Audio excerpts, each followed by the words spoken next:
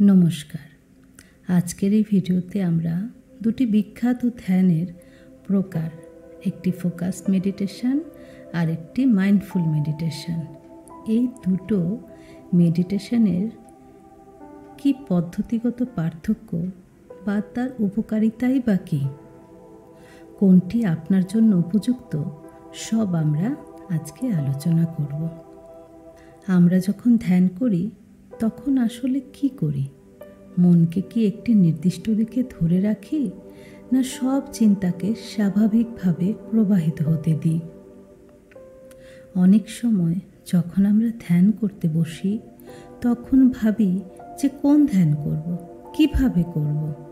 ভাবতে ভাবতে মনে অনেক প্রশ্ন আসে। উত্তর জানা না থাকার কারণে অনেক সময় আমরা একটি ধ্যান করতে বসি কিন্তু ধৈর্য হারিয়ে ফেলি।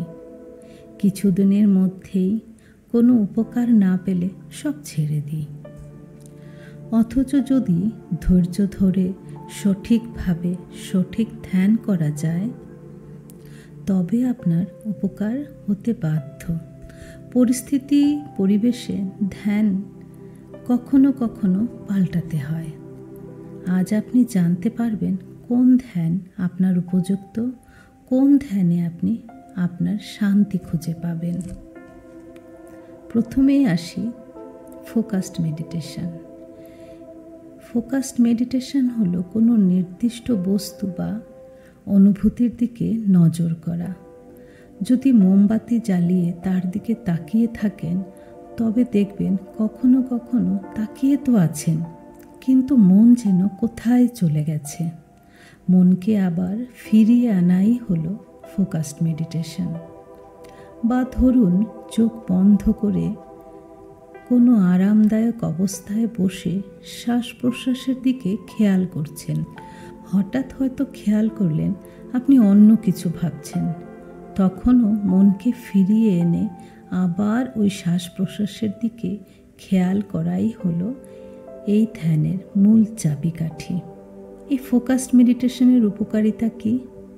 এটি মনকে শান্ত রাখে, একাগ্রতা বা কনসেন্ট্রেশন বাড়ায়, স্মৃতিশক্তি উন্নত করে। একটা খুব ছোট্ট কিছু উদাহরণ দিয়ে যদি বলি, অনেক সময় দেখবেন চাবিটা কোথায় রেখে যেন ভুলে গেছেন, বা বাজারে গিয়ে কী যে কিনতে এসছেন তা যেন ঠিক মনে আসছে না, বা খুব সহজেই মেজাজ হারিয়ে ফেলছেন। এই সব কিছু থেকে মুক্তি দেয় এই ধ্যান। 5 মিনিট থেকে শুরু করে যতক্ষণ ইচ্ছে আপনি করতে পারেন। এবার আসি মাইন্ডফুলনেস মেডিটেশনে। এই মেডিটেশন চোখ বন্ধ করে আরামদায়ক অবস্থায় বসে মনকে মুক্ত করে দেওয়া হয়। চোখের সামনে যে দৃশ্য আসছে শুধুই দেখে যাওয়া, কোনো কিছু বিচার না করে। এটি শুনতে খুব সহজ হলেও করাটা অনেক সময় খুব কঠিন লাগে।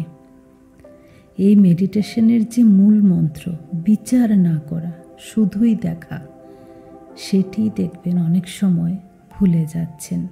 তারপর হয়তো ভাববেন কোথায়, এই মেডিটেশনের তো কোনো উপকার হলো না।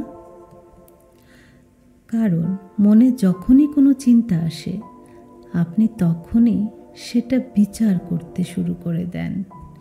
সেই চিন্তাগুলোকে মনের সামনে থেকে বিনা ইমোশনে পার হতে দেন না।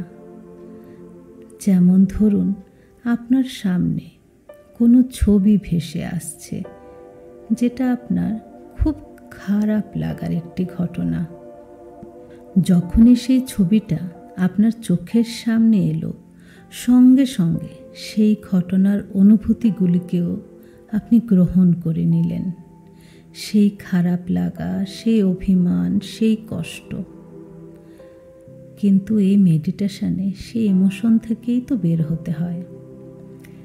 তাই নিজেকে সেই সময় বলতে হবে, আজ আমি শুধু দেখব, এগুলো শুধু ছবি, কোনো অনুভূতি আমি গ্রহণ করব না। প্রথম দিকে হয়তো আপনি সেই ইমোশনগুলোর প্রতি আকৃষ্ট হয়ে যাবেন, কিন্তু ধীরে ধীরে দেখবেন আপনি তৃতীয় ব্যক্তির মতন ছবি দেখতে শুরু করেছেন, যেন দূর থেকে কোনো ঝরা পাতা উড়ে চলে যাচ্ছে, আর আপনি তাকে ধরার চেষ্টা করছেন না। এই মেডিটেশন সবচেয়ে বেশি কখন উপকারে আসে?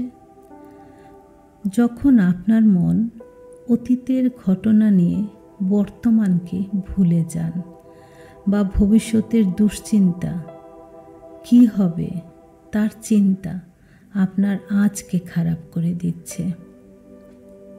আপনি যেন ভুলেই যান বর্তমানের কথা। কিন্তু আমরা যদি বর্তমানকে ঠিক না রাখি, তবে কি সুন্দর ভবিষ্যৎ হতে পারে?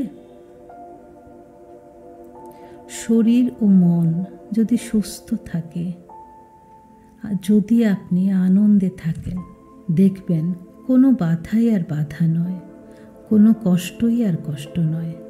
তাই শরীরের প্রতি খেয়াল রাখার সাথে সাথে মনেরও খেয়াল রাখুন, তার যত্ন নিন, শান্তিতে থাকুন। মন চায় খোলা থাকতে, কিন্তু চিন্তার চাপে সে যেন খোলা থাকতে পারে না। চিন্তার চাপ কমাতে, স্ট্রেস, অ্যাংজাইটি থেকে মুক্তি পাওয়া যায় এই মেডিটেশনের মাধ্যমে। এ তো গেল এই দুটি ধ্যানের করার পদ্ধতি বা উপকারের যে পার্থক্য। যে কোনো রকম ধ্যান